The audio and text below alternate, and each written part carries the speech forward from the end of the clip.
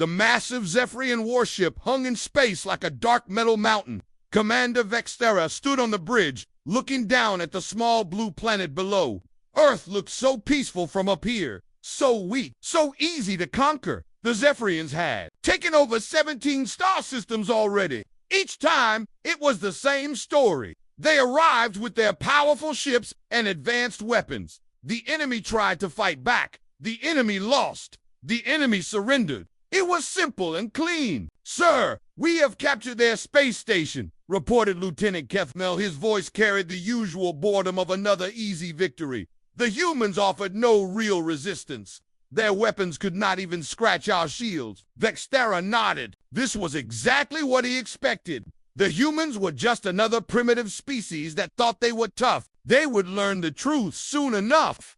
"Bring me their military records," he ordered. "I want to see what these creatures think makes them special." Within minutes, the ship's computers had downloaded every human military database they could find. Stories, reports, legends, and historical accounts flooded the system. Vextera began reading through them, and soon his mandibles clicked together in what passed for Zephyrian laughter. "Listen to this," he called out to his bridge crew. The humans claimed that one of their soldiers once held a bridge for 3 days straight against an entire army. Just one soldier. For 3 days, the other Zephyrians made chittering sounds of amusement. They had studied human biology. Humans were weak creatures with soft skin and fragile bones. They needed constant food and water. They got tired easily. The idea of one human fighting for 3 days without rest was clearly impossible. "Here is another one," said Science Officer Kalinera, reading from her own screen. "They say a human pilot once flew his burning aircraft away from a city to save the people below. He died in the crash, but the story claims he was a hero." More chittering laughter filled the bridge. The Zephyrians were logical beings. No rational creature would choose certain death just to save others.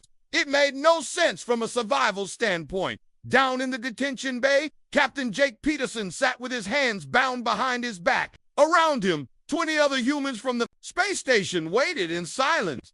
They had been captured so quickly that most of them still could not believe it was over. The Zephyrians had torn through their defenses like paper. Every weapon the humans fired had bounced harmlessly off the alien shields. Every strategy they tried had failed. The battle lasted less than an hour. "They are reading our files," whispered Communications Officer Lisa Morgan. She had managed to keep her earpiece hidden, and she could hear the aliens broadcasting on their frequency. "They think our history is funny." Jake felt his jaw tighten. He had served in 3 different wars before being assigned to the space station. He had seen what humans could do when pushed to their limits. These aliens had no idea what they were dealing with. "Attention, prisoners," came a voice from the cell's speaker system. It was Commander Vextera speaking in perfect English. "We have been reading your military records. Your species tells very entertaining stories." The human prisoners remained silent, but Jake could feel the anger building in the room. "We particularly enjoyed the tale of your Alamo," the commander continued. "The idea that a few hundred humans could hold off thousands of enemies is quite amusing. Of course, we know from your own records that they all died in the end. Not very heroic, is it?" Several of the prisoners shifted uncomfortably. Jake kept his face blank, but inside he was burning with rage. And this story about Thermopylae Vextera went on. 300 soldiers against millions. Such obvious fiction. "Your species seems to enjoy creating myths about impossible victories." The commander's voice took on a mocking tone. "We have analyzed your biology extensively. You are soft, weak creatures with limited strength and endurance. These stories you tell are clearly compensating for your natural inferiority." In the corner of the cell, Marine Sergeant Danny Walsh finally spoke up. His voice was quiet but steady. "You have no idea what you are talking about." The speaker crackled with what sounded like alien laughter. "Oh, but we do. We have conquered 17 worlds. Human, we know exactly what we are dealing with. Your species is no different from all the others. We are very different," Danny replied calmly. "How so?" Vextera asked, clearly amused by the human's defiance. Danny looked up at the ceiling where he knew the cameras were watching. "You will find out soon enough." The laughter from the speaker grew louder. "We look forward to it. Perhaps you can show us some of these legendary human fighting skills when we land on your planet." The connection cut off, leaving the prisoners in silence. Jake looked around at his fellow humans. Most of them were scared, which was understandable. But he also saw something else in their eyes. Something the aliens had missed completely. He saw determination on the bridge. Commander Vexthera was still chuckling as he reviewed more human military records. The stories were all the same. Humans facing impossible odds, fighting against superior enemies, somehow finding the strength to keep going when any logical being would surrender. "Sir," reported his tactical officer, "the first wave of landing craft is ready to launch. Should we proceed with the invasion?" "Of course," Vex replied. "This should be over within a few hours. The humans have no real defenses left." Lieutenant Kefmo pulled up a holographic display showing Earth's major cities. "Where would you like to begin the assault, sir?" "Start with their capital cities," the commander decided. "Once their governments fall, the rest will surrender quickly." It is always the same pattern. As the Zephyrian fleet prepared for the invasion, none of them noticed the small human ships that had been hiding in the asteroid belt. The space station battle had been a distraction, a way to let the enemy think they had won easily down on Earth.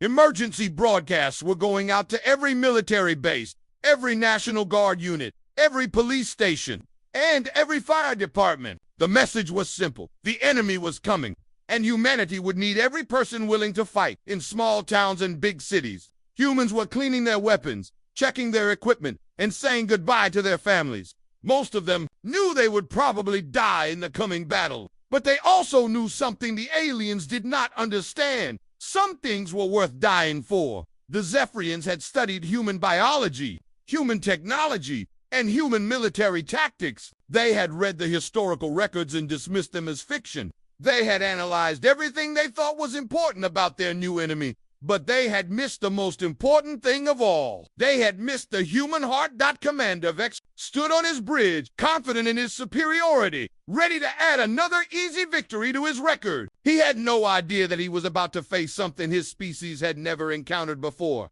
He was about to discover what happened when you threatened everything a human being held dear. The invasion was about to begin, and both sides thought they knew how it would end. Only one of them was right. The first Zephyrian landing ships touched down on Earth just as the sun was rising over Colorado.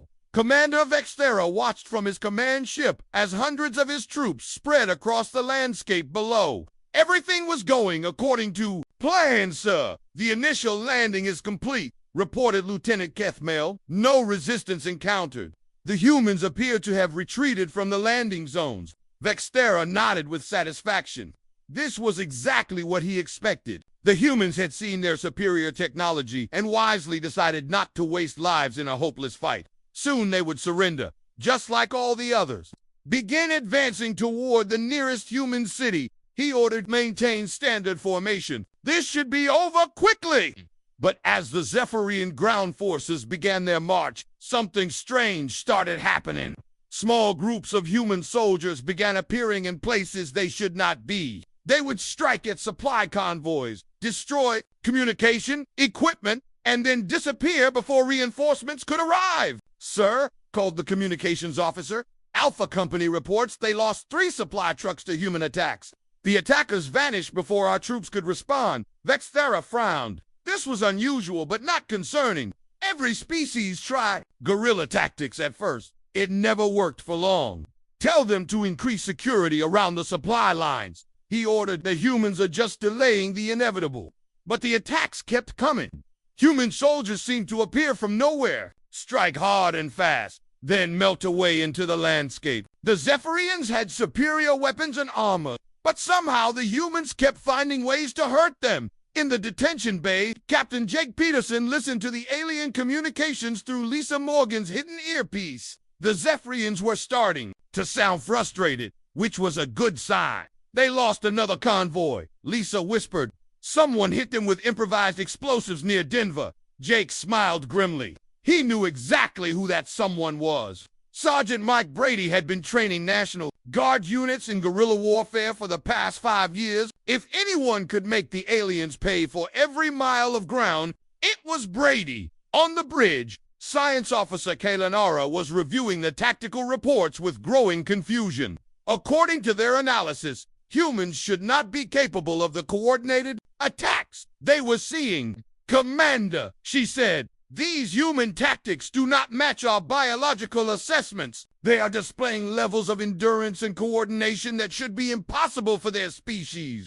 Vexthera waved dismissively. "They are probably using some kind of stimulants. Primitive species often resort to chemical enhancement when facing superior enemies." But privately, he was beginning to wonder. The human attacks were too precise, too well-timed. These were not the desperate actions of a beaten enemy. They showed planning, discipline, and something else he could not quite identify. Down on Earth, Sergeant Mike Brady crouched in the ruins of what used to be a shopping mall. He had 12 soldiers with him, all that remained of his original company of 200.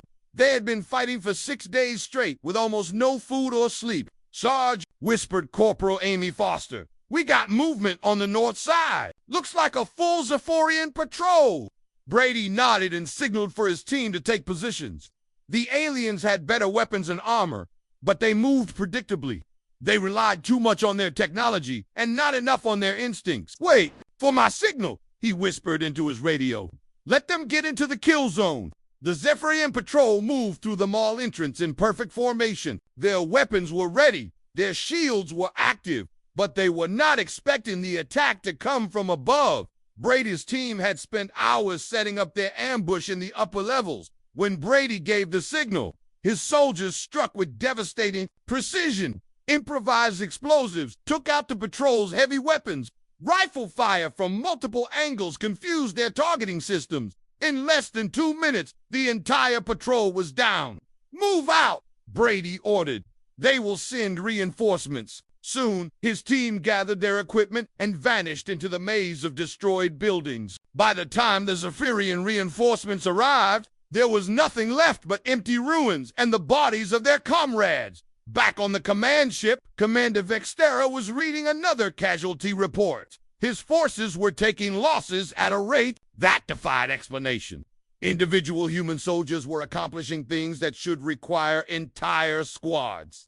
"Sir," reported his intelligence officer, "we have confirmed accounts of a human medic who made 7 trips across open ground to rescue wounded soldiers. Our snipers were targeting her the entire time, but she completed all 7 rescues." Vexthera's mandibles clicked with annoyance. "That is impossible. No creature would expose themselves to certain death 7 times for others." The human's name was Kate Sullivan. The officer continued. "She saved 16 wounded soldiers before finally being killed on her 8th rescue attempt." The commander studied the report in silence. According to Zephyrian logic, Kate Sullivan's actions made no sense. She had known she would die, yet she kept going back. Why would any rational being do such a thing? "And there is this report from the Denver sector," the officer added.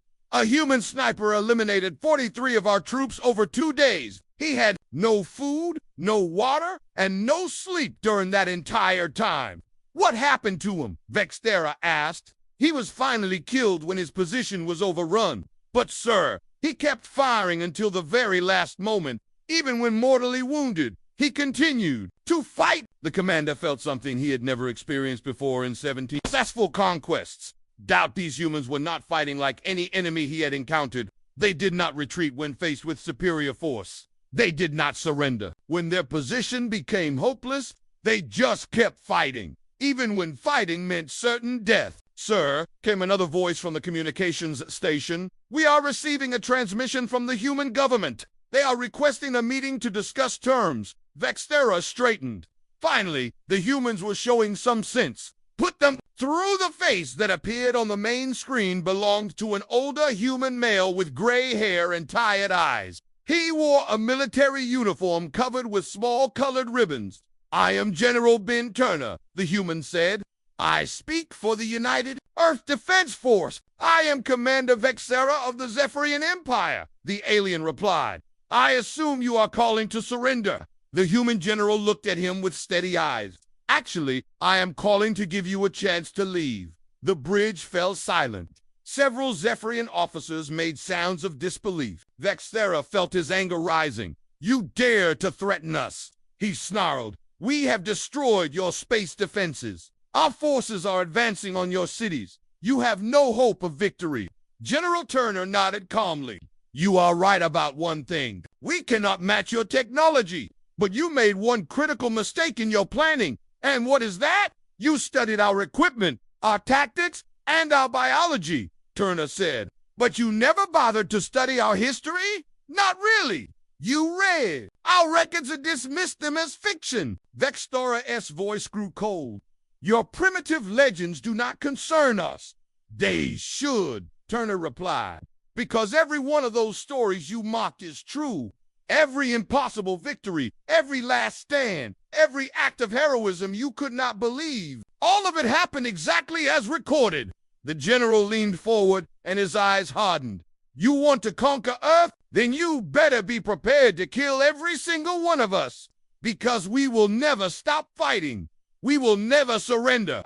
We will make you pay for every mile, every building, every life."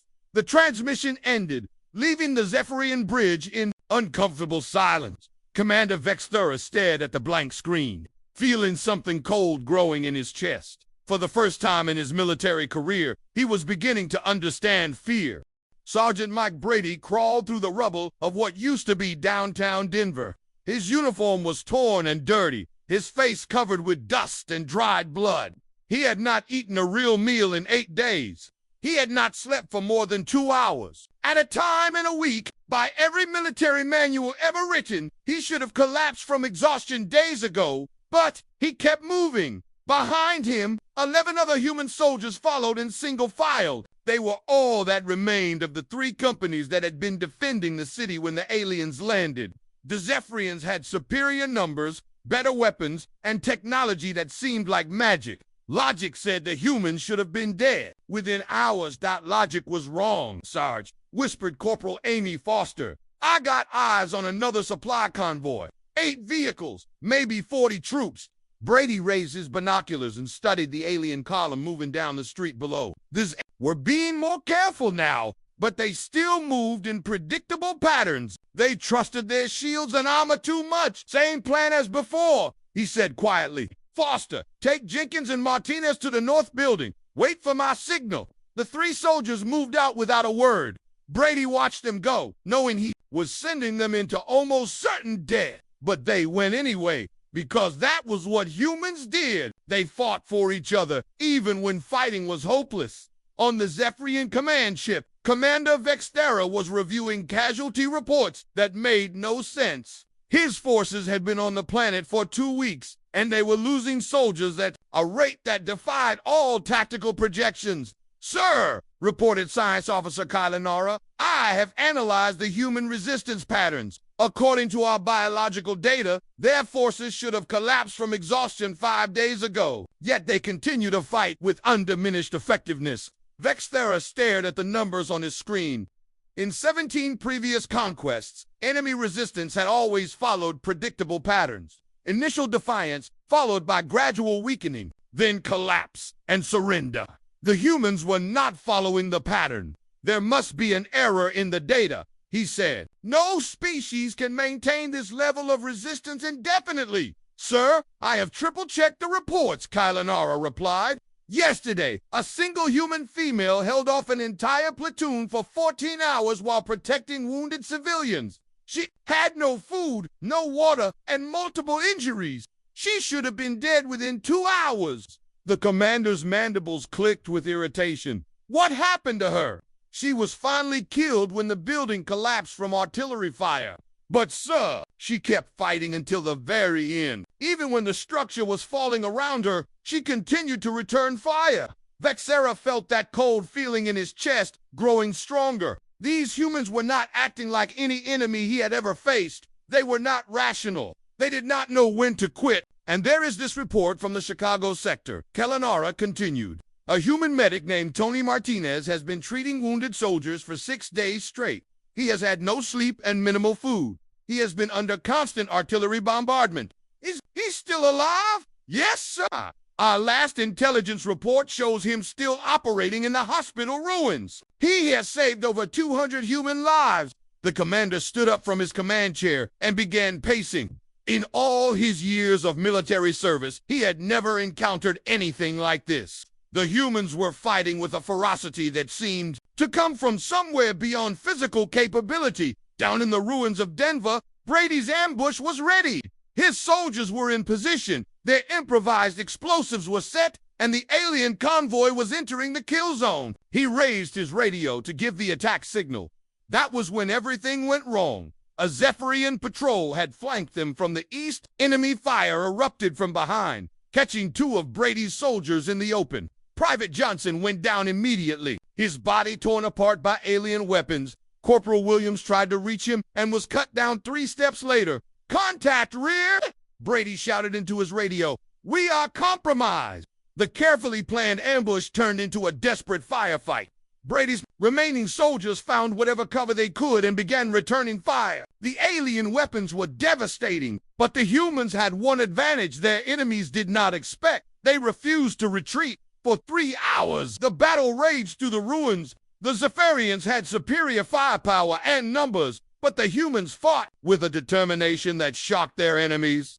When Private Davis ran out of ammunition, he charged an alien position with nothing but a knife. When Corporal Foster was wounded, she kept fighting from the ground. Brady found himself alone in a collapsed building, surrounded by alien soldiers. His rifle was empty, his radio was dead, and he had been shot twice in the chest. Any rational soldier would have surrendered. Instead, he pulled out his sidearm and kept fighting. The Zephyrians advancing on his position could not understand what they were seeing. This human was clearly dying, clearly outnumbered, clearly beaten. Yet he continued to fire with steady hands and clear eyes. "Surrender, human," called out the alien squad leader in broken English. "You are defeated?" Brady looked up at him through the smoke and dust. Blood was running down his face, but his voice was strong. "Not yet." He fired his last 6 rounds with perfect accuracy, taking down 3 more aliens before his weapon clicked. Empty! The remaining Zephyrians rushed his position, but Brady was already moving. He detonated his last grenade as they reached him, taking them all with him. The explosion echoed through the ruined streets, marking the end of Sergeant Mike Brady's war. But his sacrifice had not been in vain. The convoy he had been targeting was delayed long enough for other human forces to reposition. The aliens paid for their victory with blood and time they could not afford to lose. On the command ship, Vextera received a report of Brady's last stand with growing unease. The human had been outnumbered 20-1, wounded, and out of ammunition. Yet he had continued fighting until the very end, taking 8 Zephyrian soldiers with him. "Sir," reported Lieutenant Kethmale, "we have confirmation on the human casualties from the Denver sector. Sergeant Brady's unit has been eliminated. How many of our troops did it cost?" Vextera asked. 47 dead, sir. 19 wounded." The commander stared at the report in disbelief. A single squad of dying humans had inflicted casualties that would have been significant in a major battle. How was this possible? "Sir," came another voice from the communications station, "we are receiving multiple reports of similar incidents across all sectors. Small units of humans are inflicting disproportionate casualties on our forces." Vextera reviewed the tactical display showing the planet below. Red markers indicated areas of human resistance. There were hundreds of them, scattered across every continent. Each marker represented humans who were fighting against impossible odds, yet somehow continuing to resist. "Commander," said Kalen quietly, "I believe we may have misunderstood the nature of our enemy." "Explain." "The humans are not fighting for territory or resources. They are not fighting for political advantage or strategic position. They are fighting for something we do not fully comprehend." Vextera turned to face his science officer. "What are they fighting for?" "Each other, sir. Their families, their homes, their way of life. They are fighting for things they believe are more important than their own survival." The commander felt a chill run through his body. In 17 conquests, he had never faced an enemy that valued anything more than survival. Every species eventually reached the point where continued resistance was illogical. The humans had passed that point on the first day and kept fighting anyway. "Sir," reported the tactical officer, "our advance has stalled in all sectors. The humans are not retreating as projected. They are making us fight for every building, every street, every room." Vextera looked at the casualty reports again. In 2 weeks of fighting, he had lost more soldiers than in his previous 3 conquests combined, and the humans showed no signs of weakening. For the first time in his military career, Commander Vextera began to wonder if victory was possible. The siege of Chicago had been going on for 3 weeks. Commander Vextera stood on his command ship's bridge, looking down at the burning city below. According to every tactical manual in the Zephyrian military, the humans should have surrendered 2 weeks ago. Instead, they were still fighting. "Sir," reported Lieutenant Kethmore, "our ground forces have taken the north side of the city, but the casualties are severe. We lost 200 soldiers taking just 6 city blocks."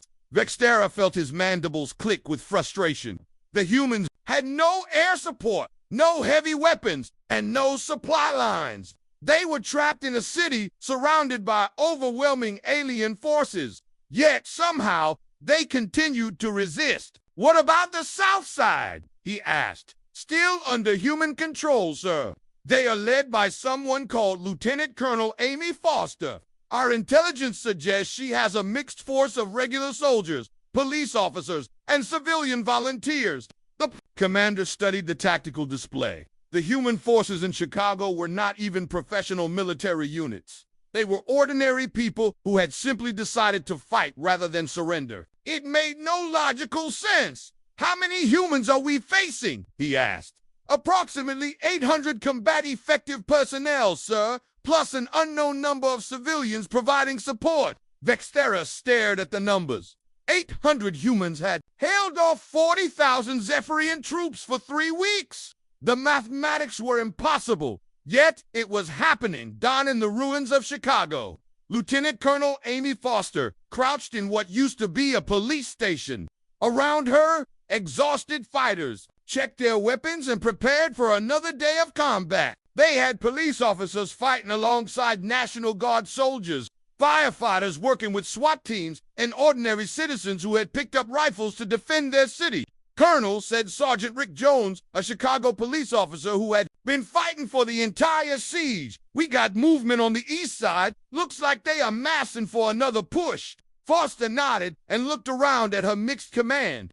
These people had families, jobs, and lives they wanted to return to, but they had chosen to stand and fight instead of running away. "Pass the word," she said. "Same as always. Make them pay for every step." The Zephyrians attacked at dawn with everything they had. Artillery shells rained down on the human positions, followed by waves of alien infantry. The humans had no choice but to take cover and wait for the ground assault. But when the aliens came, they found the humans ready. Police officer Tony Martinez had turned the subway tunnels into a fortress. When the Zephyrians tried to advance through the underground passages, they found themselves trapped in a maze of improvised defenses and deadly crossfire. For 18 hours, Martinez held the main tunnel with just 12 other officers. They had no heavy weapons, no military training for this kind of combat, and no hope of reinforcement. But they held their ground because that was what needed to be done. Martinez called out Officer Sarah Kim over the radio. "They are flanking us from the north tunnel. We cannot hold much longer." Martinez looked at his remaining ammunition. 3 magazines for his rifle, half a dozen grenades, and a prayer. It was not much, but it would have to be enough. "Copy that," he replied. "Fall back to checkpoint 3.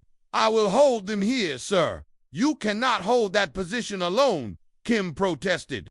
"Watch me," Martinez said. He positioned himself at the tunnel junction where he could cover 3 different approaches. When the aliens came, he was ready. For 6 hours, one police officer held off an entire company of Zephyrian troops. He used every trick he had learned in 20 years of police work, every bit of tactical knowledge from his military service, and every ounce of determination he could find. When his ammunition finally ran out, Martinez did not retreat. He used his baton, his knife, and finally his bare hands. The aliens who eventually overran his position found something they had never seen before. They found a human who had died fighting, with his hands around the throat of the enemy who killed him. Above ground, firefighter Steve Parker was leading rescue missions into buildings that were actively being shelled. His job was supposed to be fighting fires and saving lives, but when the war came to his city, he expanded his definition of the job. "There are civilians trapped in the hospital," reported one of his team members. "The building is taking direct hits, but people are still alive in there." Parker looked at the burning hospital through the smoke and debris. Artillery shells were exploding around it every few minutes. Any rational person would say the rescue was impossible. "Get the truck," Parker said. "We are going in." For hours, Parker and his team ran into the burning hospital again and again. Each trip saved a few more lives. Each trip brought them closer to death. But they kept going back because that was what firefighters did. On his 7th trip into the building, the roof collapsed. Parker was trapped under burning debris with 3 civilians he had been trying to rescue. Instead of panicking, he used his body to shield them from the falling concrete. When the rescue teams finally dug them out, they found Parker still conscious, still protecting the people he had died to save. On the command ship, Science Officer Kalanara was reviewing the casualty reports with growing amazement and horror. The humans were performing feats that violated every principle of biology and psychology she understood. "Commander," she said, "we have documented over 200 individual acts of heroism in the past week alone. Humans are regularly sacrificing their lives to save others, holding impossible positions, and fighting far beyond their physical limitations." Vexera studied the reports in silence. A human medic had run across a battlefield 7 times to rescue wounded soldiers. A police officer had held a subway tunnel for 18 hours alone. A firefighter had died protecting civilians he had never met before. None of it made sense, according to Zephyrian logic, yet it was all happening. "Sir," reported the communications officer, "we have a message from the human commander. Lieutenant Colonel Foster is requesting to speak with you." Vexera hesitated, then nodded, put her through. The face that appeared on the screen belonged to a human female with short brown hair and tired eyes. Her uniform was dirty and torn, and there was a bandage on her left arm. But her voice was steady when she spoke. "Commander Vexera," she said, "I am Amy Foster. I command the remaining defense forces in Chicago." "I know who you are," the alien replied. "Have you finally come to surrender?" Foster looked at him with those tired but determined eyes.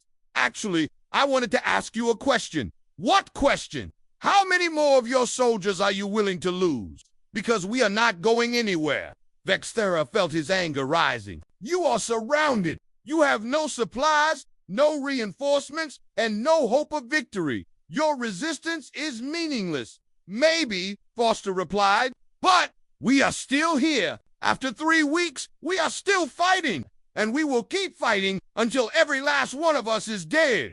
"That can be arranged," the commander snarled. Foster nodded calmly. "I am sure it can. But the question is whether you can afford the cost. You have lost, 3,000 soldiers trying to take one city. How many more cities are you going to have to take? How many more humans are you going to have to kill?" The transmission ended, but Foster's words echoed in Vexera's mind.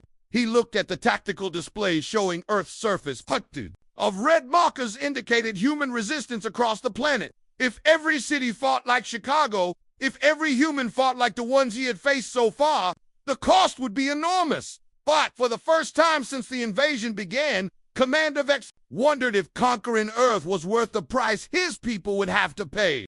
The ruins of the Pentagon looked like a graveyard of twisted metal and broken concrete. Commander Vexera stood at the edge of the battlefield, watching his troops prepare for what he hoped would be the final assault. 6 weeks of fighting had cost him more soldiers than his previous 5 conquests combined. "Sir," reported Lieutenant Kethmal, "the Crimson Talon Battalion is in position. All heavy weapons are targeted on the remaining human stronghold." Vexera nodded, but he felt no satisfaction. The Crimson Talon Battalion was supposed to be the elite of the Zephyrian military. They had never failed to complete a mission, but Earth had changed them. The proud, confident soldiers who had landed 6 weeks ago were now tired, nervous, and afraid. They had learned to fear humans. "How many defenders are we facing?" Vexera asked. Intelligence estimates less than 200, sir. They are led by someone called Colonel Ben Turner. The commander recognized the name. Turner was the same human general who had warned him about underestimating human history. Now he was making his last stand in the ruins of his own military headquarters. Begin the bombardment, Vextera ordered. For 2 hours, alien artillery pounded the Pentagon ruins. Shells that could destroy armored vehicles crashed into buildings that were already mostly rubble. When the barrage finally stopped, nothing could possibly be alive in the target zone. Send in the first wave, the commander ordered. But as the Zephyrian troops advanced, rifle fire erupted from positions that should have been completely destroyed. Humans emerged from underground tunnels, from hidden bunkers, from places that defied logic. They had survived a bombardment that should have killed everything in a square mile. Colonel Ben Turner crouched in a basement bunker deep beneath the Pentagon ruins. Around him, the last defenders of Earth's capital prepared for their final battle. They were soldiers, Marines, sailors, and airmen from a dozen different units. Most of them were wounded. All of them were exhausted, but none of them were ready to quit. "Colonel," said Major Lisa Morgan, the communications officer who had been captured on the space station weeks ago, "they are coming from all sides. We are completely surrounded." Turner nodded. He had known this moment would come eventually. The aliens had superior numbers, better weapons, and unlimited reinforcements, but they had made one critical mistake. They thought this was about winning or losing. "Pass the word to all units," Turner said calmly. "Same orders as always. Make them pay for every room." The battle for the Pentagon became a room-by-room, floor-by-floor nightmare for the Zephyrian forces. Every hallway was a killing ground. Every stairwell was a fortress. Every room held humans who refused to surrender. Private Danny Walsh, the Marine who had been captured at the beginning of the war, had escaped during a prisoner transfer 3 weeks ago. Now he fought with a rifle he had taken from a dead alien, defending a corridor that led to the main command bunker. Danny called out Sergeant Kate Sullivan, a medic who had been treating wounded soldiers throughout the siege. "They are breaking through on the north side. Fall back to the secondary position." "Negative," Walsh replied, reloading his weapon. "They do not get past this point." For 4 hours, one Marine held a hallway against wave after wave of alien troops. He used furniture for cover, improvised explosives from maintenance supplies, and pure determination to keep the enemy at bay. When his rifle ran out of ammunition, he switched to his sidearm. When that was empty, he used his knife. The Zephyrians, who finally overwhelmed his position, found him still fighting with a broken piece of metal pipe. He had taken down 37 enemy soldiers before they managed to kill him. On the command ship, Vextera received each casualty report with growing horror. His elite troops were being torn apart by humans who should have been dead days ago. The Pentagon assault was supposed to take 6 hours. It had been going on for 3 days. "Sir," reported Science Officer Kalanara, "we have lost over 800 soldiers in the Pentagon assault. The human defenders are down to fewer than 50, but they continue to resist." The commander stared at the numbers. 800 of his best troops killed by 50 dying humans. The mathematics were insane, but they were real. "Sir," came another voice from the communications station, "we are receiving reports from across the planet. Human resistance is actually increasing. New groups of fighters are emerging in areas we thought were pacified." Vextera felt something cold settle in his stomach. "What do you mean? Increasing?" "The humans seem to be inspired by the Pentagon defense, sir. Civilians are taking up arms. Military units that had retreated are returning to fight. It appears that Colonel Turner's resistance has become a symbol." The commander turned to look at the tactical display. Instead of the isolated pockets of resistance he expected to see, the screen showed new red markers appearing across every continent. Humans who had been hiding were coming out to fight. The alien occupation was collapsing into chaos in the deepest bunker beneath the Pentagon. Colonel Turner sat alone with his thoughts. His radio was dead, his weapons were gone, and he could hear alien footsteps getting closer. Around him lay the bodies of the soldiers who had died defending this position. But he was not afraid. He had done what he set out to do. The door to the bunker exploded inward, and Zephyrian troops poured through the opening. Turner stood up slowly, his hands empty but his head high. "Colonel Turner," said the alien squad leader in broken English. "You will surrender now." Turner looked at the assembled enemy soldiers. They had finally reached him, but the cost had been enormous. He could see it in their eyes. These were not the confident warriors who had invaded Earth 6 weeks ago. These were tired, frightened troops who had learned to respect their human enemies. "I surrender," Turner said calmly. But even as he spoke, he could hear the sound he had been waiting for. In the distance, growing stronger every second, was the rumble of approaching vehicles. Human vehicles. The reinforcements had arrived. The rescue of Colonel Turner became the turning point of the war. Human forces that had been gathering in the countryside for weeks launched coordinated attacks across the planet. The aliens found themselves facing not a defeated enemy, but a global uprising. On his command ship, Vexthera watched his forces begin to collapse. The humans were fighting with a ferocity that defied all logic. Every story he had mocked, every legend he had dismissed, was proving true. "Sir," reported Lieutenant Kethmel, his voice shaking with something that might have been panic, "all ground forces are requesting immediate extraction. The humans are counterattacking on every front." The commander stood in silence, staring at the planet below. For the first time in Zephyrian military history, they were facing the possibility of retreat. Sir Kethmo asked quietly, "What are your orders?" Vexthera thought about the soldiers he had lost. He thought about the humans who had died rather than surrender. He thought about Colonel Turner, who had stood alone in a bunker and somehow found a way to inspire an entire planet to keep fighting. "Begin evacuation of all ground forces," he said finally. The bridge fell silent. In 17 conquests, no Zephyrian commander had ever given such an order. "Sir," whispered Science Officer Kellanara, "the High Command will demand an explanation." Vexthera looked at his officers, these proud warriors who had learned the hard way what human determination really meant. "Tell them," he said quietly, "that we underestimated our enemy. Tell them that some species cannot be conquered because they do not know how to quit. Tell them that every story the humans told about themselves was true." He paused, remembering the faces of the humans who had died fighting impossible odds. "And tell them," he continued, "that perhaps there are some things in the universe more powerful than superior technology. Things like courage, sacrifice, and the refusal to give up when everything you love is threatened." As the Zephyrian fleet prepared to leave Earth's orbit, Vexthera took one last look at the planet below. The humans had won not through superior firepower or better strategy, but through something his species had never understood. They had won through the strength of the human heart. The galaxy would remember this day, the day a supposedly inferior species taught the Zephyrian Empire that some victories cannot be achieved through force alone. The day human legends became human reality.